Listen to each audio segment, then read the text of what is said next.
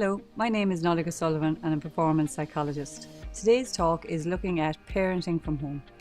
As parents, we may have all felt that stress that comes with parenting from home. The pressure of completion of projects or deadlines, that common thread of questions from your kids, can I have a treat, I'm bored, or the time to worry the most, that complete silence, then you know something is definitely up. Parenting from home can be hard. Achieving that balance between work and family life can leave us feeling completely exhausted, mentally drained, and just wanting a little bit of headspace. So today's talk is looking at a few ways that we can look after our well-being as a parent when we're working from home, maybe just to gain a few extra valuable minutes for ourselves. There's tons of research out there on how to help parenting from home. The many benefits of managing time effectively, managing distractions so you can make the most of your time, the importance of to-do lists, allowing flexibility, and the importance of sleep. With today's talk, I want to focus on parental self-care, how we can mind ourselves and our well-being as a parent. When we look at parental self-care, it's about recognizing our feelings and taking the time to restore balance. It might surprise you that you should be considered the first priority on your list, and you might assume it is selfish to place oneself ahead of children. But there are significant risks to not valuing or safeguarding your personal, physical, and mental health. You run the risk of becoming increasingly stressed, anxious, so it's vital to nourish your body, mind, and soul first, before sharing yourself with everybody else. Otherwise, burnout may rapidly ensue. So as a busy parent, it's hard to get time to yourself. So focus on well-being techniques that work for you and your timing.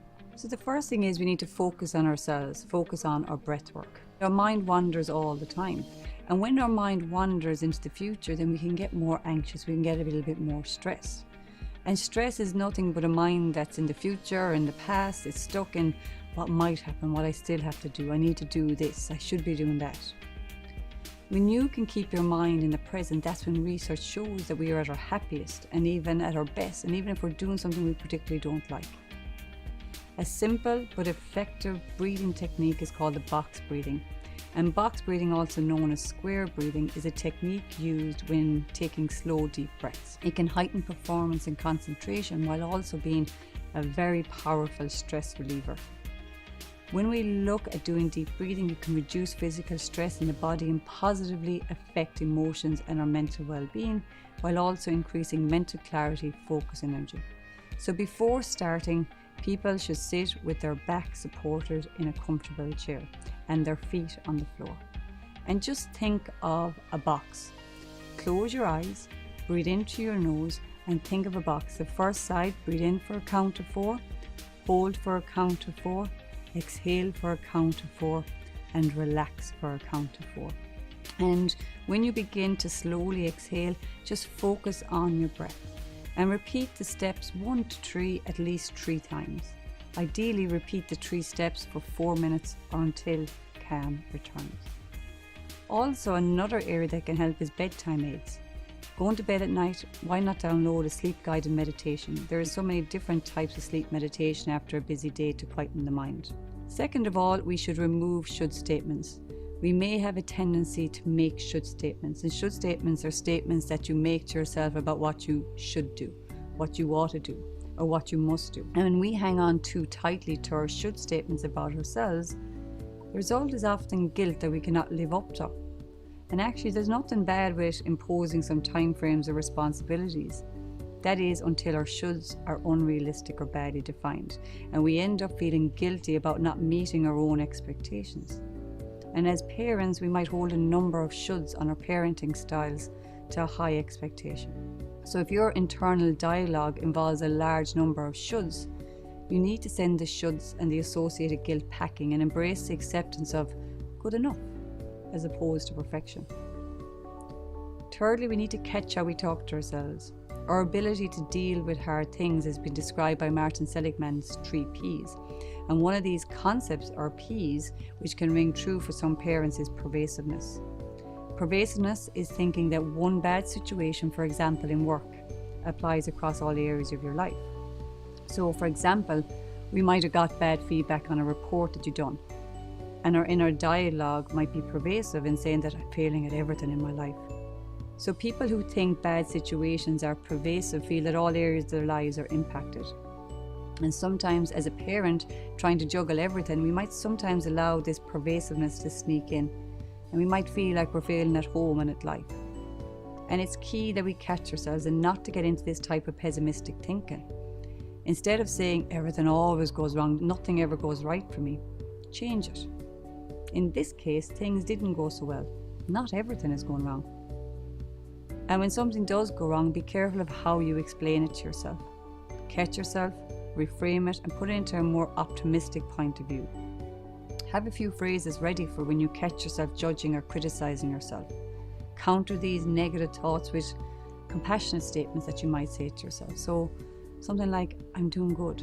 Look how much I've learned. I'm learning from my mistakes. And even if we go along and we combine positive self-talk with a physical gesture, it can be key as well. Because when we look at kind physical gestures, they can have an immediate calming effect on your body by activating the soothing parasympathetic system. Something as simple as holding your own hand can also drop you into the present moment in your body and get you out of that negative chatter in your head. A major point in learning resilience is to take a perspective on things, and in moments of stress, it might be useful to place your individual situation into a bigger context and grasp on to it its real severity or even the lack of it. So for one example, just even using a visualization technique that can build resilience is to think of a recent challenge you faced. Imagine the place you currently exist and slowly zoom out of yourself. Slowly zoom out of the building you're in, out of the place, out of the state, out of the country, even out of the continent. Then zoom out even further until you reach the moon and you can see the whole earth. Now, think about your problem again. How big is it really? What does it look like from outer space?